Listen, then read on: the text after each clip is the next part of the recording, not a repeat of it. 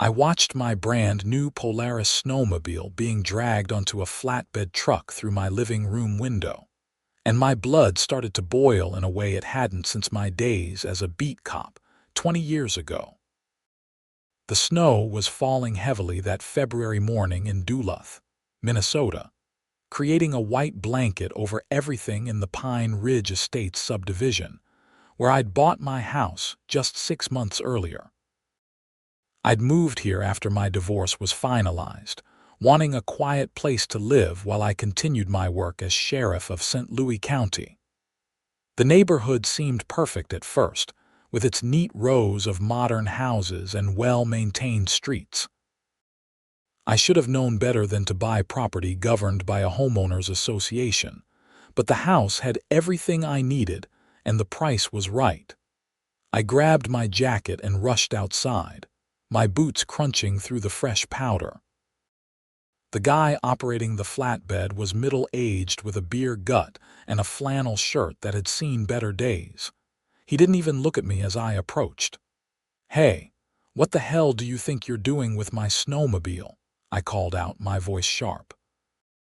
The operator finally glanced my way, his expression bored.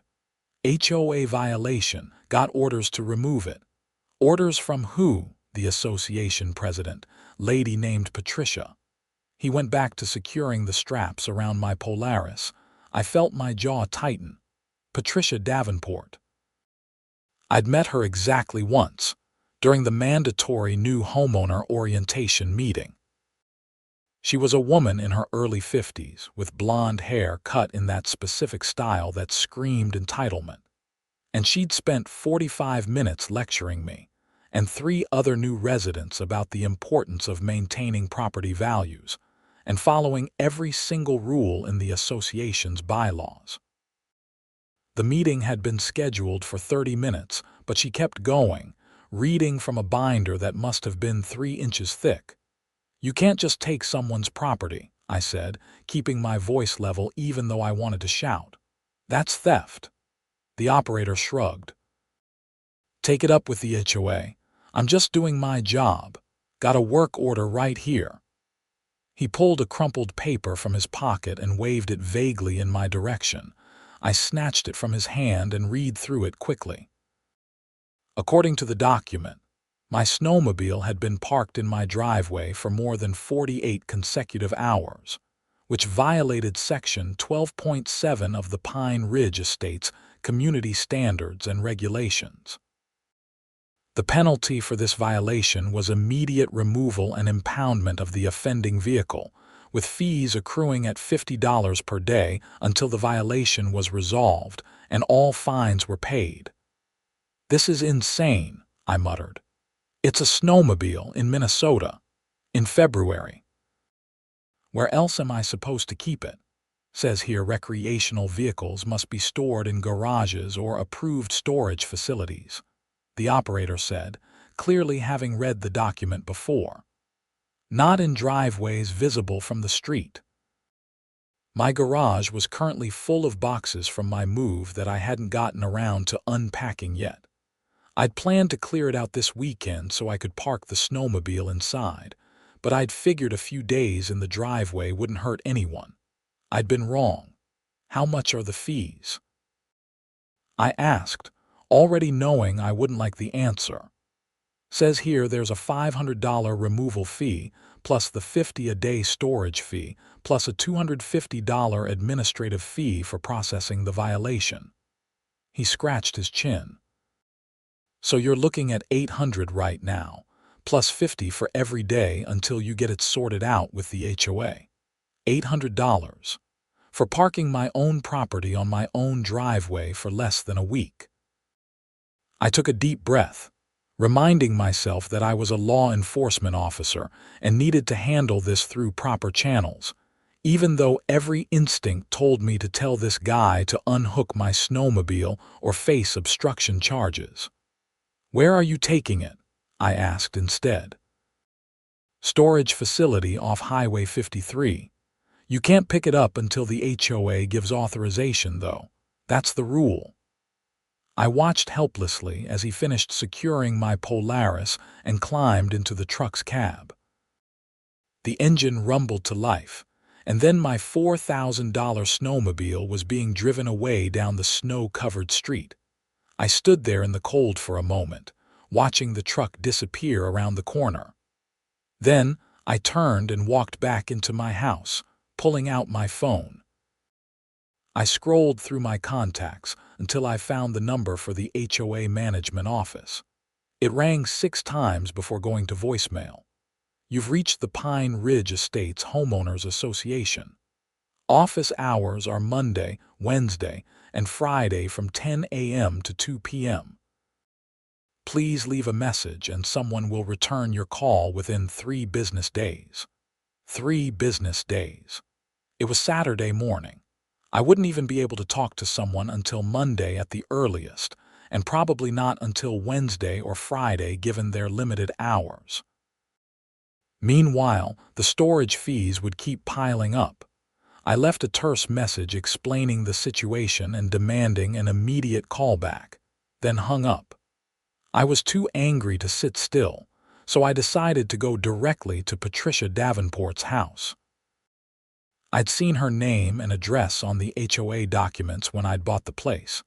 She lived just 4 blocks away on Maple Crest Drive, in one of the larger houses in the subdivision. The walk helped me cool down slightly. The neighborhood really was beautiful, with its mature trees and well-kept yards.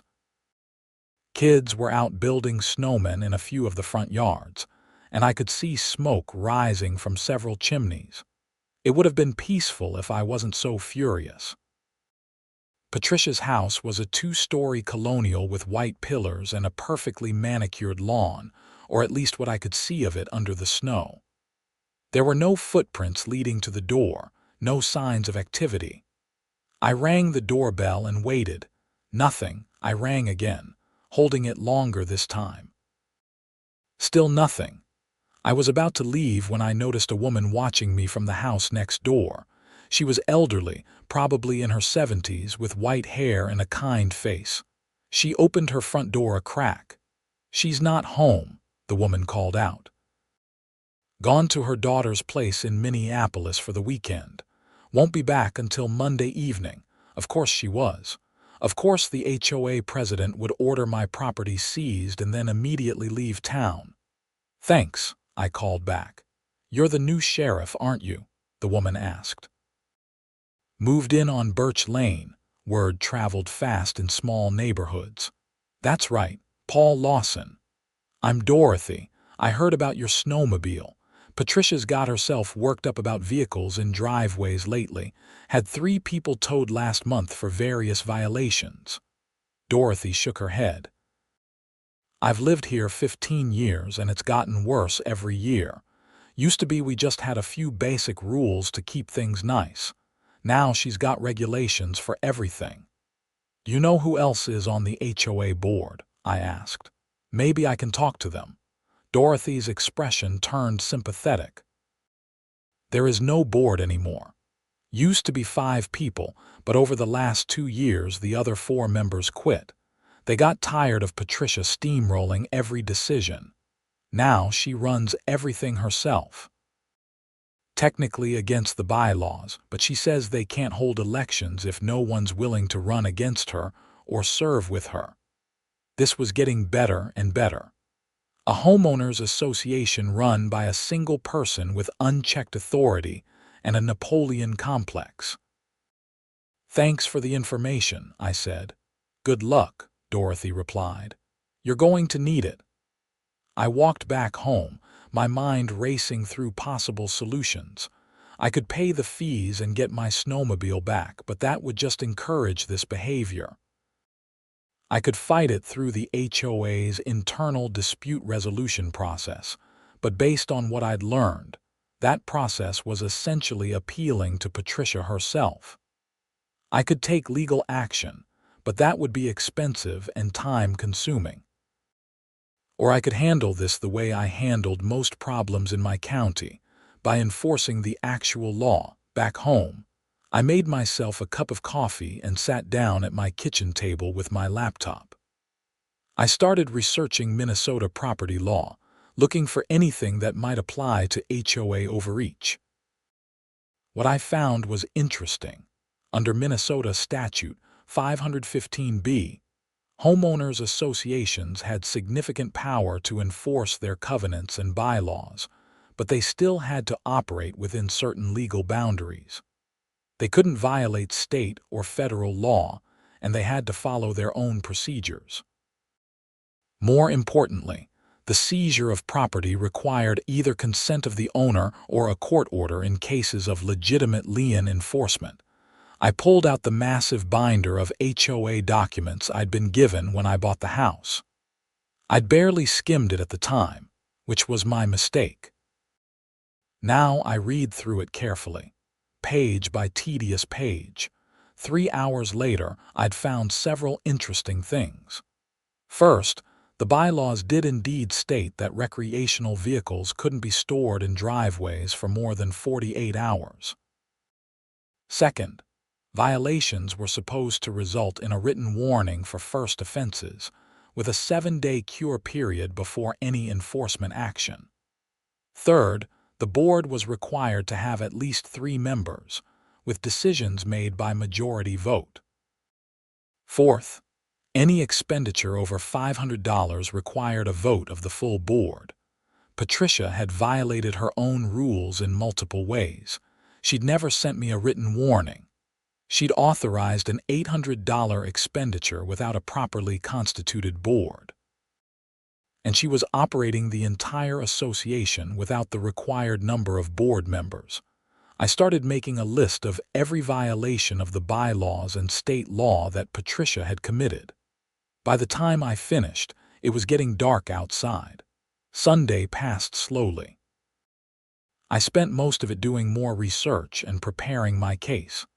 I also drove out to the storage facility where they'd taken my snowmobile, just to verify it was actually there. The place was a fenced lot filled with vehicles, boats, and equipment.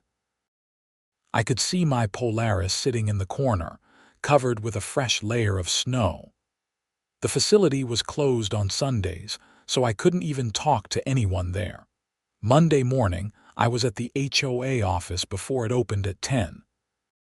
The office was located in a small strip mall on the edge of the subdivision, sandwiched between a nail salon and a tax preparation service.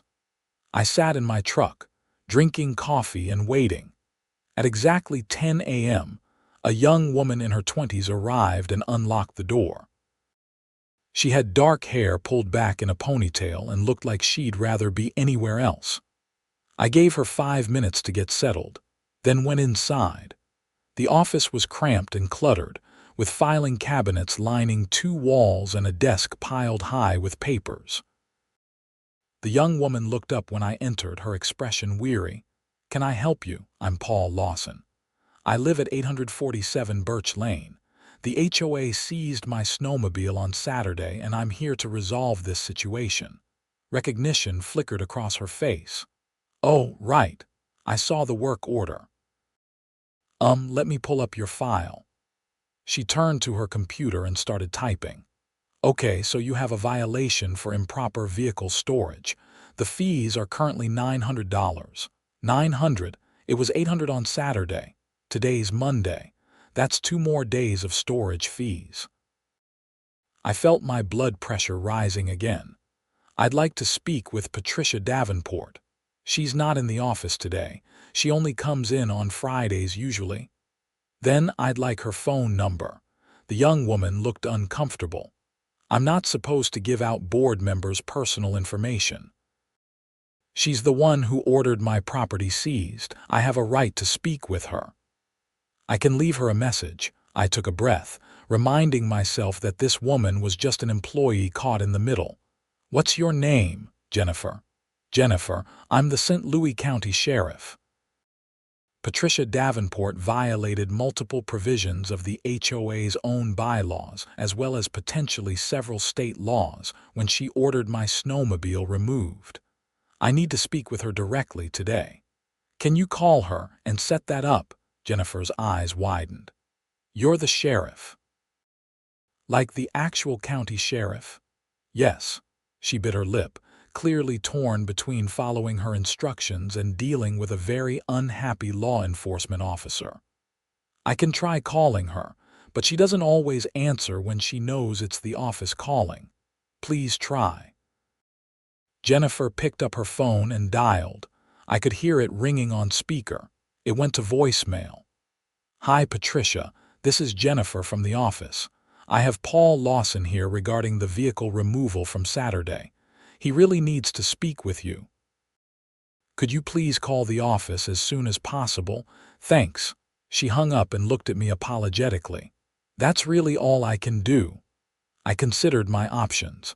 I could push harder, but that wouldn't get me anywhere. Jennifer genuinely seemed like she was trying to help within the constraints of her position. Okay, here's what I need. I need written copies of all the warnings that were supposedly sent to me before the snowmobile was removed.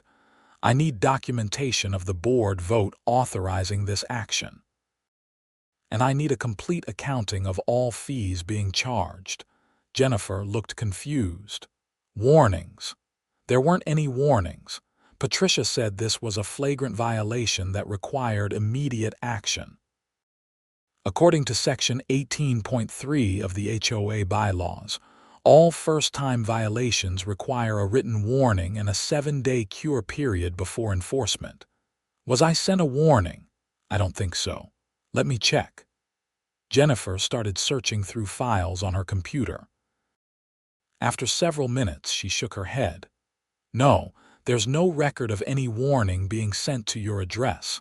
And was there a board meeting to authorize this action? There aren't really board meetings anymore. Patricia makes all the decisions. How many members are currently on the board? Just Patricia. She's the president, secretary, and treasurer. And the bylaws require how many board members? Jennifer pulled out a copy of the bylaws and flipped through them. Her face went pale as she read. At least 3. So the board is not properly constituted, which means Patricia has no legal authority to act on behalf of the HOA. Oh no, Jennifer whispered. Am I in trouble? I just do what she tells me to do. You're fine, I assured her. You're an employee following orders. But Patricia is going to have a problem. Jennifer looked genuinely distressed now. She's going to be so angry. She gets really intense about this stuff.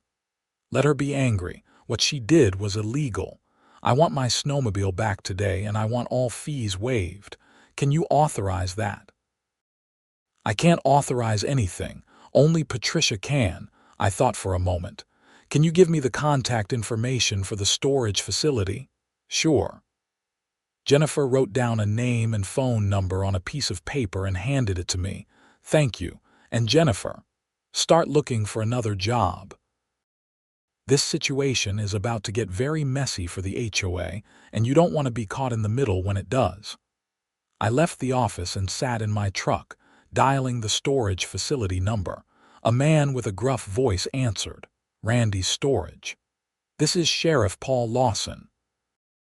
You're holding a snowmobile that was removed from my property on Saturday. Yeah, I got it here. You calling to arrange pickup? I'm calling to inform you that the snowmobile was removed without legal authority and is being held illegally. I'm going to need you to release it to me immediately. There was a pause. Look, buddy, I don't care if you're the sheriff or the governor. I got a work order from the HOA, and I got authorization saying the vehicle can only be released with their say-so. That's the contract. The person who authorized the removal doesn't have legal authority to act on behalf of the HOA. The board isn't properly constituted under the association's bylaws. That's not my problem. You want your snowmobile, you work it out with the HOA. If you don't release my property, you're going to be charged with theft by receiving stolen property. I can have a deputy there in 20 minutes with a warrant. Another pause, longer this time. You're serious. Completely serious. This is an illegal seizure. Release my property or face criminal charges. I could hear him breathing heavily on the other end of the line. Fine. Jesus. Come get your snowmobile, but I'm calling the HOA to tell them what happened. You do that." I drove to the storage facility immediately. Randy turned out to be a large man in his 60s with a permanent scowl. He clearly wasn't happy about the situation, but he unhooked my Polaris from where it had been secured and helped me load it onto the trailer I'd brought. "You're going to have problems with that HOA lady," he warned as I was finishing up. "She's not the forgiving type. I'll take my chances." I drove home with my snowmobile safely in tow. The feeling of satisfaction lasted about 2 hours until my doorbell rang. I opened the door to find Patricia Davenport standing on my porch, her face red with fury. She was dressed in expensive workout clothes and held her phone in one hand like a weapon. "You stole HOA property," she said without preamble. "I recovered my own property that was illegally seized," I replied calmly. "You threatened Randy with criminal charges. You abused your authority as sheriff. I informed a storage facility operator that he was in possession of stolen property and would be charged if he didn't release it." "That's not abuse of authority. That's my job." Patricia's eyes narrowed. "You owe the HOA $900 in fees." "I owe the HOA nothing. You violated your own bylaws by seizing my property without proper warning or a properly constituted board vote. You have no legal authority to act unilaterally on behalf of the association. I am the HOA president. You're one person claiming to be a board that requires at least 3 members. According to Minnesota Statute 515B.04, any action taken by an improperly constituted board is void and unenforceable." Patricia's face somehow got even redder. "I know the law. Don't try to intimidate me with legal jargon." "Then you know you're operating outside the boundaries of your authority. Here's what's going to happen.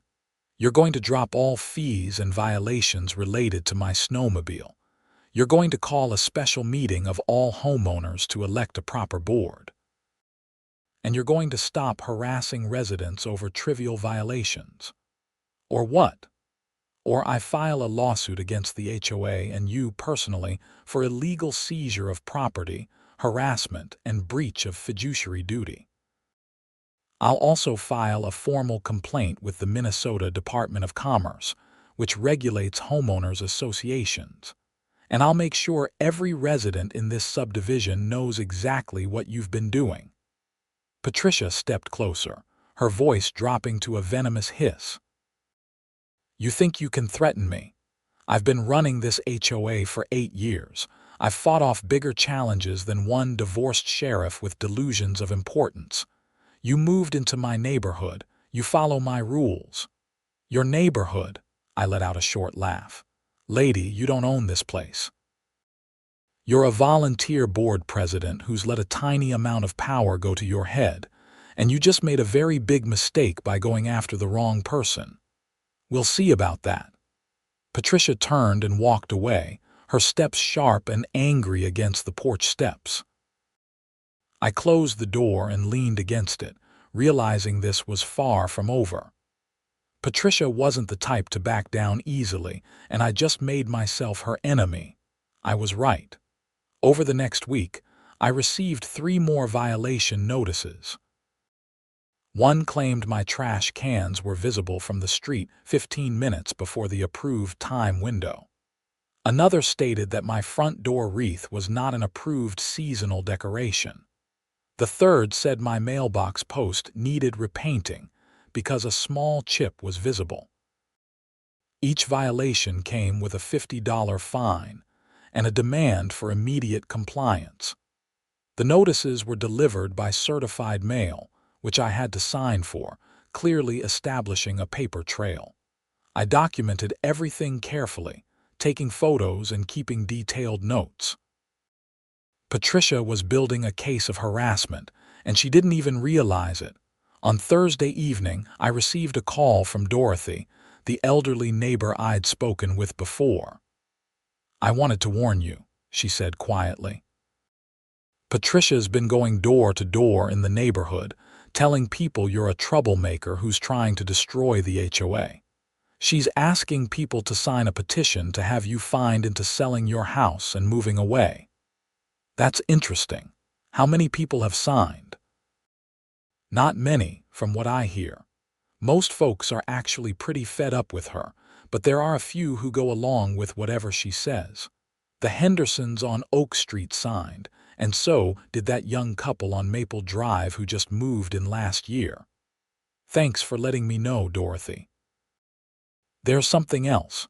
I've been talking to some of the other longtime residents. We're tired of how Patricia's been running things. If you're serious about forcing a new board election, we'd like to help. This was exactly what I'd hoped would happen. I'm very serious. How many people are we talking about? I've spoken with at least 20 households who would support a change. That's out of 75 total homes in the subdivision. That's more than enough. We need to call a special meeting of the homeowners association. According to the bylaws, any group of 25 members can petition for a special meeting, and the board has to comply within 30 days. How do we do that? I'll draft the petition. Can you help collect signatures? Absolutely. We've all been waiting for someone to stand up to her. Over the next few days, Dorothy and her network of fed-up neighbors collected signatures.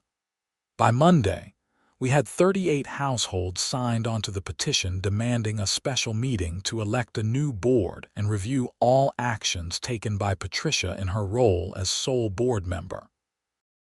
I delivered the petition to the HOA office personally. Jennifer looked at it with something like hope in her eyes. "She's going to be furious," Jennifer said. "I'm counting on it. She has to schedule the meeting within 30 days according to the bylaws. I want it in writing when and where it will be held. I'll make sure you get it." That afternoon, my phone rang. The caller ID showed a local law firm, Sheriff Lawson. "This is Marcus Brennan from Brennan and Associates. I represent the Pine Ridge Estates Homeowners Association. I'm calling to inform you that legal action will be taken against you if you continue your harassment of the HOA president and your violations of community standards." Marcus, let me save you some trouble. I'm also an attorney. Passed the bar 15 years ago, though I don't practice anymore. I know exactly what grounds you do and don't have for legal action. Tell your client that threatening me with baseless litigation is only going to make things worse for her. There was a surprised pause. I wasn't aware you had legal training. Most people aren't. Here's what you need to know. Your client has been operating the HOA in violation of its own bylaws for at least 2 years. She's had no properly constituted board, which means every decision she's made is potentially void. She's been harassing residents, including me, with trivial violations and excessive fines. She illegally seized my property without proper authorization, and she's currently defying a properly submitted petition for a special meeting. That's not the information I was given. Then you were lied to. I'd suggest you review the HOA bylaws and all actions taken by Miss Davenport very carefully before you proceed with any legal action on her behalf, because if you do, I'm going to file a countersuit for malicious prosecution, and I'm going to win. Marcus was quiet for a long moment. I appreciate the heads up. I'll be reviewing the matter more carefully with my client. He hung up. I suspected Patricia's attorney was about to give her some very unwelcome news. Sure enough, 2 days later, Jennifer called me. "The special meeting is scheduled," she said. 2 weeks from this Saturday at 7 p.m. at the community center on Riverside Avenue. Patricia's really upset about it. I bet she is. Thanks for letting me know. I spent the next 2 weeks preparing. I contacted several neighbors who'd signed the petition and organized our strategy.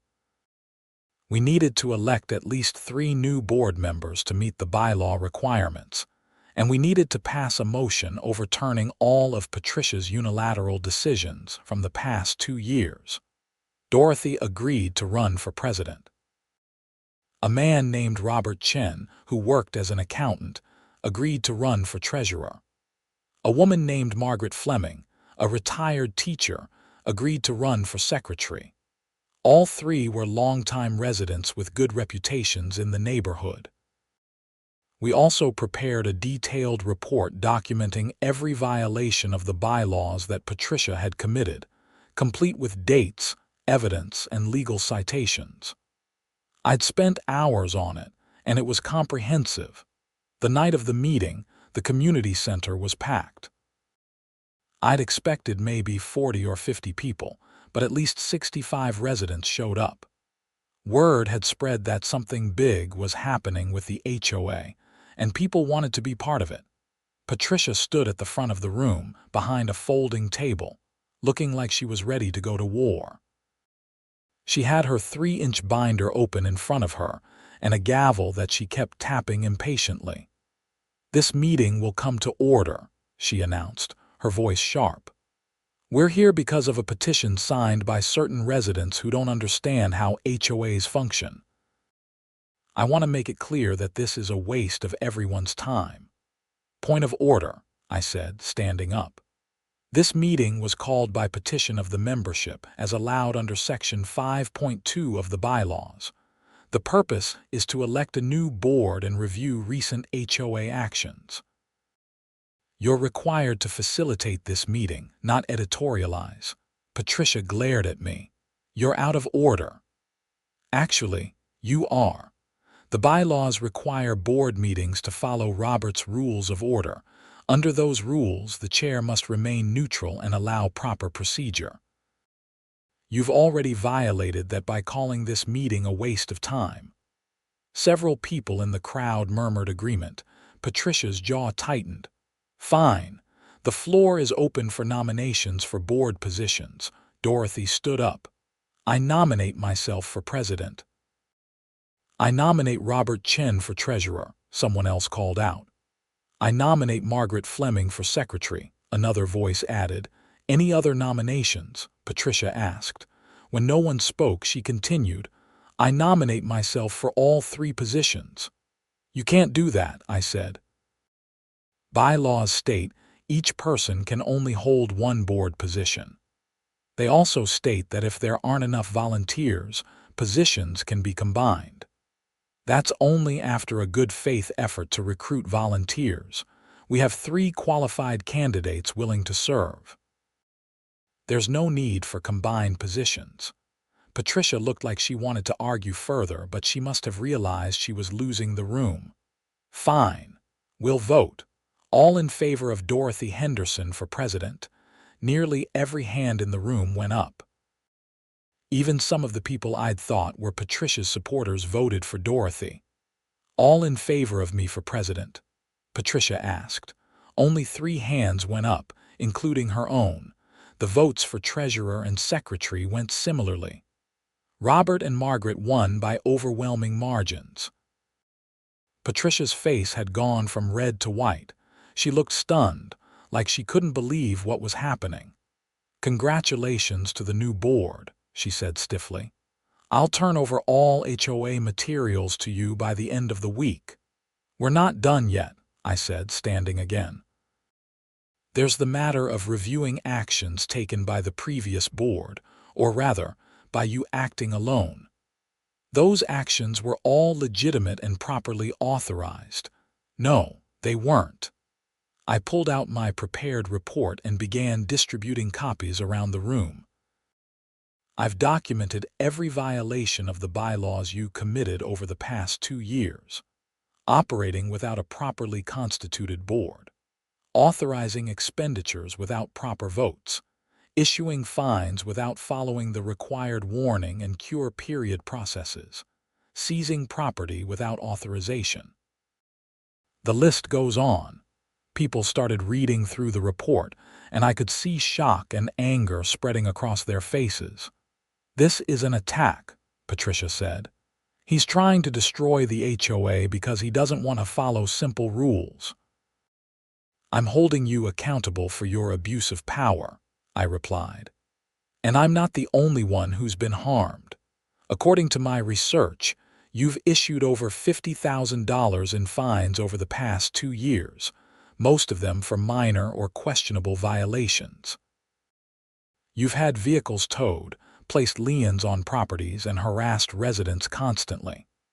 Those people violated the rules. Some of them did. Many of them didn't, or the violations were so minor they shouldn't have resulted in penalties, and in every case, you failed to follow proper procedure. Dorothy stood up, her elderly frame somehow imposing. I move that all fines and penalties issued by Patricia Davenport while acting as sole board member be reviewed by the new board, with authority to reduce or eliminate them as appropriate. Second, Robert Chen called out, all in favor. Dorothy asked. The vote was nearly unanimous. Only Patricia and her 2 supporters voted against it. I also move, I said, that the HOA engage an attorney to review the legality of all actions taken over the past 2 years and recommend whether any refunds or other remedies are appropriate. Second, someone called. That motion passed as well. Patricia gathered her binder and stood up. You people are destroying everything I've built. This neighborhood was perfect before you started interfering. Property values were up. Everyone followed the rules. Everything was orderly. Now you're going to turn it into chaos. No, Dorothy said gently. We're going to turn it into a community again. That's what it should have been all along. Patricia walked out, slamming the door behind her. The meeting continued for another hour, with the new board setting priorities and establishing procedures. It was decided that Jennifer would keep her job but would report to the full board, not just the president. It was also decided that the bylaws would be reviewed and amended to prevent any one person from having so much control in the future. As people were leaving, several residents came up to thank me. One man shook my hand vigorously. You don't know how bad it's been, he said. Last year, she fined me $500 because my grass was 3 inches tall instead of 2.5. I had been out of town taking care of my sick mother. She didn't care. A woman told me about getting fined for having a garden gnome in her front yard that wasn't on the approved decorations list. Another man had been threatened with a lien because his house number was in brass instead of the required black metal. The stories went on, painting a picture of a neighborhood that had been under the thumb of a petty tyrant for years. I drove home that night feeling satisfied. Justice had been served, democracy had prevailed, and Patricia Davenport had been removed from power. I thought that would be the end of it. I should have known better. The following Tuesday, I was at my office in the county courthouse when I got a call from Dorothy. Paul, we have a problem. Patricia cleaned out the HOA bank accounts before she left. What? Jennifer went to check the accounts this morning and they're empty, all of them. The operating account, the reserve account, everything, over $80,000 is gone. I felt cold anger settling into my stomach. Has Jennifer filed a police report? Not yet. She called me first. I wanted to talk to you before we involved the police. This is embezzlement. It needs to be reported immediately. Tell Jennifer to file a report with the Duluth Police Department and have her bring all the financial records she has access to. I'll make some calls. I hung up and immediately contacted the Detective Division of the Duluth PD. While this wasn't my jurisdiction directly, it involved a resident of the county and significant theft.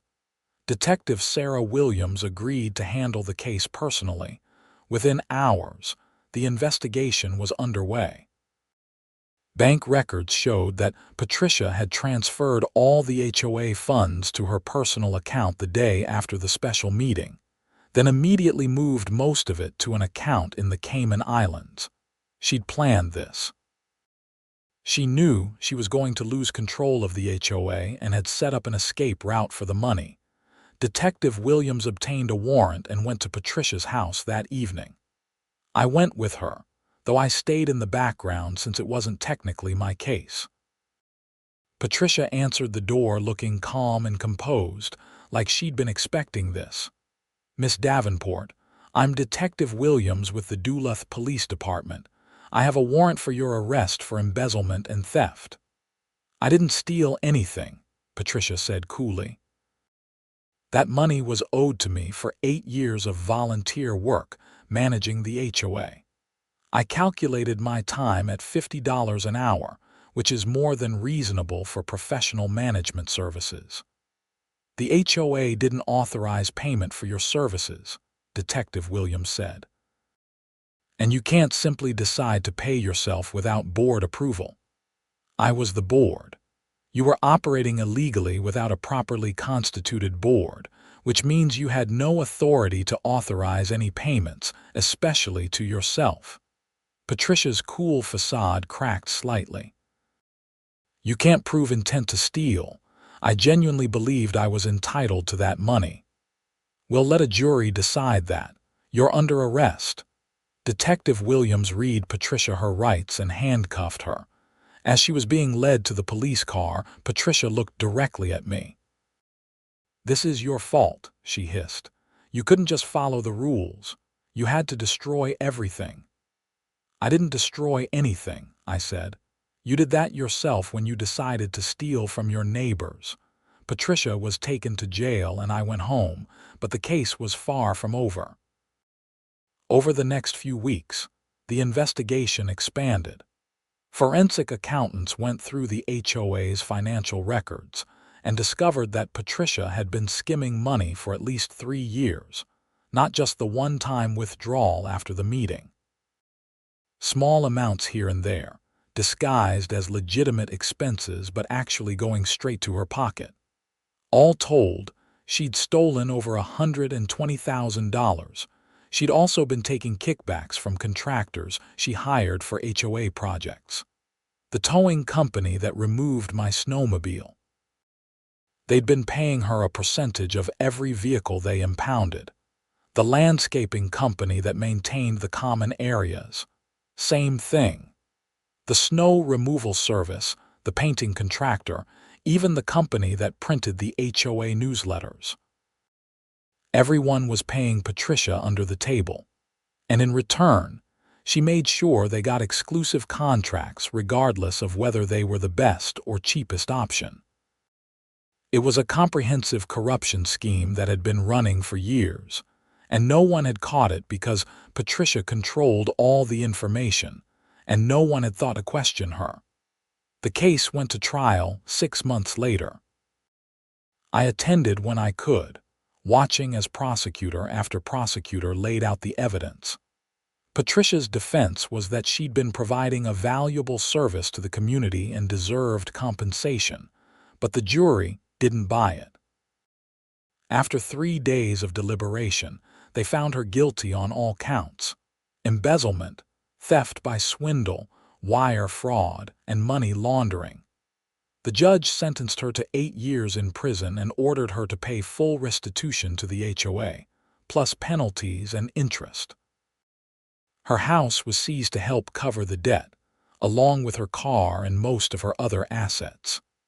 The money in the Cayman Islands account was frozen and eventually recovered, though it took nearly a year of legal wrangling. As for the HOA, Dorothy and the new board worked hard to rebuild trust in the community. They simplified the bylaws, reducing them from over 100 pages to a reasonable 20. They focused on actual community improvement rather than petty enforcement. They organized neighborhood events and created a reserve fund for emergency repairs. Most of the fines Patricia had issued were either reduced or eliminated entirely after review. The man whose grass had been too tall got his $500 back. The woman with the garden gnome was told she could keep it. My snowmobile violation was formally expunged from the records, though I'd already moved it into my garage by then anyway. The neighborhood became a genuinely nice place to live. People actually talked to each other instead of living in fear of violation notices. Kids played in the streets without worrying about noise complaints. Holiday decorations went up without requiring approval from the decorations committee, which had been disbanded. About a year after Patricia's sentencing, I was out shoveling my driveway after a heavy snowfall when Dorothy walked over, carrying a plate of cookies. "Thought you might need these," she said with a smile. "Thanks." I took the plate and bit into a chocolate chip cookie. It was excellent. "How are things going with the HOA?" "Smooth as can be. We actually have people volunteering to serve on committees now. Can you imagine that? Volunteers. After years of no one wanting to touch anything HOA related because they didn't want to deal with Patricia. That's great to hear. I wanted to thank you again for everything you did. If you hadn't stood up to her, she'd still be running things and stealing from all of us." "I just wanted my snowmobile back," I said with a laugh. "You did more than that. You saved this neighborhood." Dorothy patted my arm. "We're lucky to have you here, Sheriff." After she left, I stood in my driveway for a moment, looking around at the peaceful suburban street. Snow was falling gently, coating everything in white. A few houses down, I could see kids building a snowman. Across the street, someone was stringing lights on their porch, even though it was February and nowhere near any holiday. It was exactly what a neighborhood should be. A place where people lived their lives without fear, without constant surveillance and petty enforcement, without someone on a power trip making everyone miserable. I thought about Patricia, sitting in prison, probably still convinced that she'd been right and everyone else was wrong. People like her never really understood. They thought control and order were the same thing, that rules mattered more than people, that their authority gave them the right to do whatever they wanted. But authority comes with responsibility, and responsibility means using power to help people, not to aggrandize yourself or satisfy your need for control. I'd learned that lesson early in my law enforcement career, and it had served me well through 20 years as a cop, and then as sheriff. The badge didn't make me better than anyone else.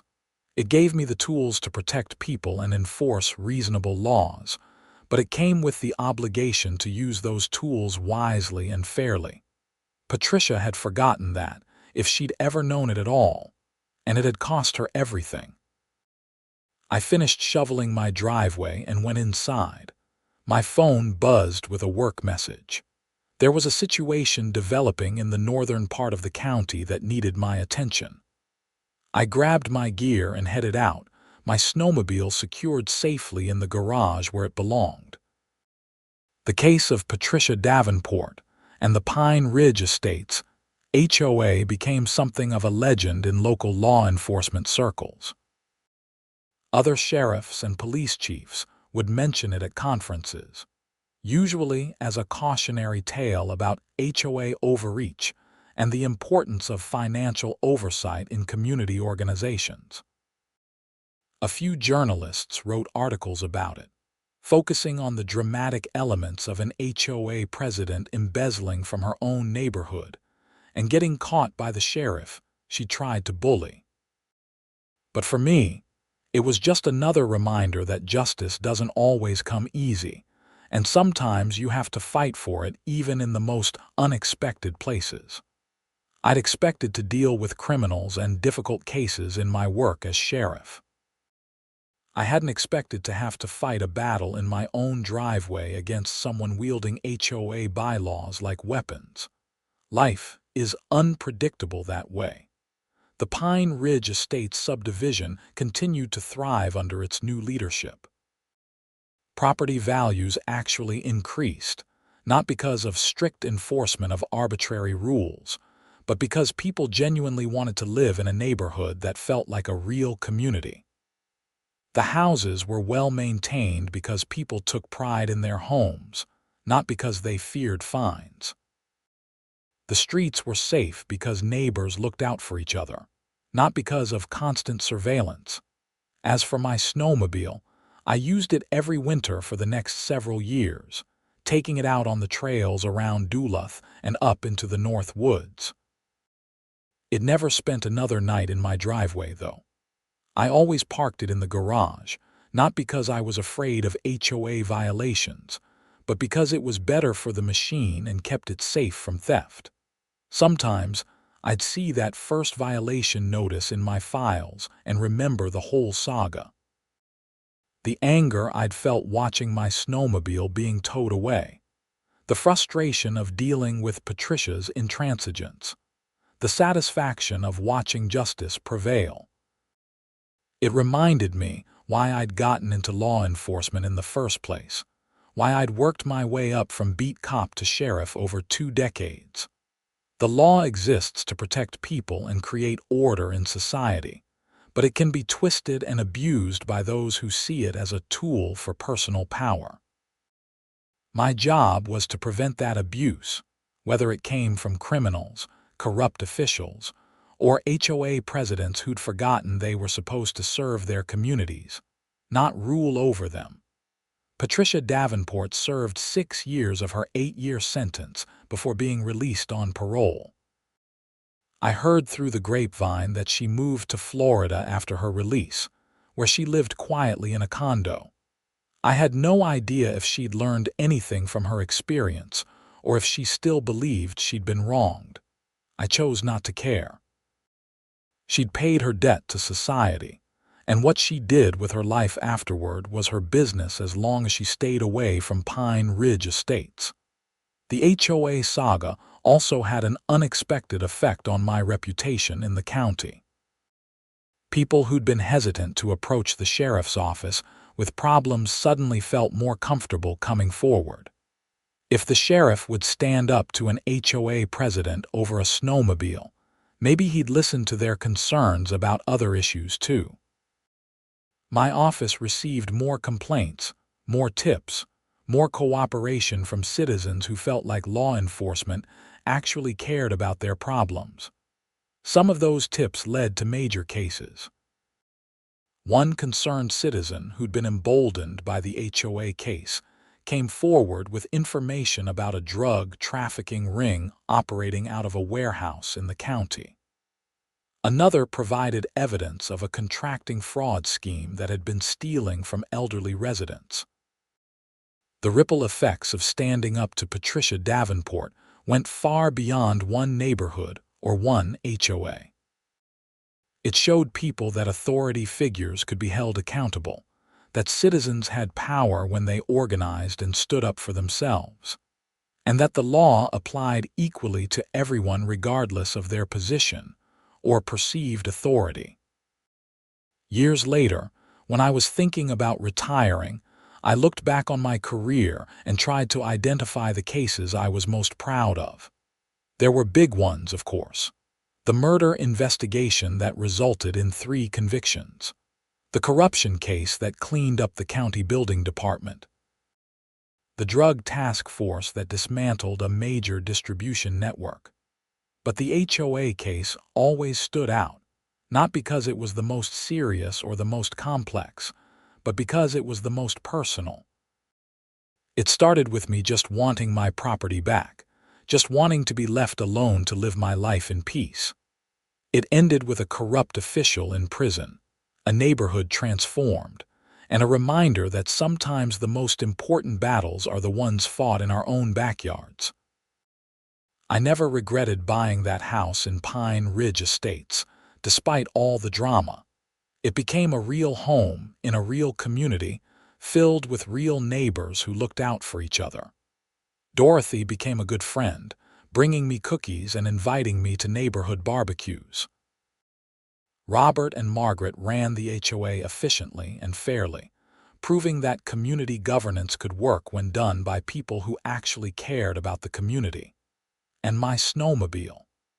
It gave me years of reliable service, carrying me through the Minnesota winters on countless adventures. Every time I fired it up and headed out to the trails, I thought about that morning when I'd watched it being towed away, and I smiled. Because Patricia Davenport had made one critical mistake when she decided to target me. She'd assumed that authority came from position and paperwork, from bylaws and regulations. She'd forgotten that real authority comes from legitimacy, from acting within the law and serving the interests of others rather than yourself. I had a badge and a gun, sure, but those were just tools. My real authority came from being duly elected by the citizens of the county, from upholding the law fairly and equally, from protecting and serving rather than commanding and controlling. Patricia never understood that distinction. She thought her title as HOA president gave her the right to do whatever she wanted. She thought rules existed to empower her rather than to create a fair and just framework for everyone. She was wrong, and she paid the price for that mistake.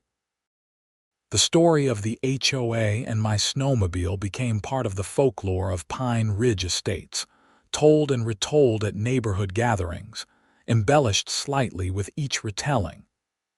In some versions, I'd threatened to arrest Patricia on the spot during our first confrontation. In others, the trial was far more dramatic than it actually was. But the core truth remained the same. A corrupt HOA president had tried to bully the wrong person and ended up in prison for her crimes. I didn't mind the embellishments. Stories need drama, and if my neighbors wanted to make me into more of a hero than I actually was, that was fine. The important thing was that they remembered the lesson. No one, regardless of their position, is above the law or beyond accountability. As I eventually prepared to retire from my position as sheriff, I thought about the legacy I wanted to leave. It wasn't about the number of arrests, or the conviction rate, or any of the statistics that administrators care about. It was about whether I'd made a difference in people's lives, whether I'd used my authority wisely and fairly, whether I'd left things better than I found them. The Pine Ridge Estates case was a perfect example of what I'd tried to do throughout my career. Stand up for what's right, even when it's inconvenient or uncomfortable. Hold people accountable when they abuse power. Protect those who can't protect themselves. Serve the community rather than rule over it. Patricia Davenport taught me an important lesson, though probably not the one she intended. She reminded me that corruption and abuse of power can happen anywhere, even in places as mundane as a suburban HOA. She showed me that vigilance is always necessary, because those who crave power will always find ways to seize it if no one stops them. But she also reminded me of something more positive, that ordinary people, when they organize and stand together, have tremendous power to create change. The residents of Pine Ridge Estates could have continued living under Patricia's thumb indefinitely, grumbling about violations but never doing anything about it. Instead, they came together, supported each other, and took back control of their own community. That was democracy in action, in its purest and most effective form. My snowmobile was eventually replaced by a newer model, and then another one after that. I wore out several vehicles over the years, enjoying the trails and the freedom they provided. But I never forgot that first Polaris, or the drama it caused, or the lessons learned from fighting an HOA president who thought she was untouchable. Some battles are worth fighting, even when they start with something as simple as where you park your snowmobile. Because it's never really about the snowmobile or the property or the specific rule being violated. It's about principles, about rights, about whether we're willing to stand up when someone tries to push us around. I was willing to stand up, and it made all the difference.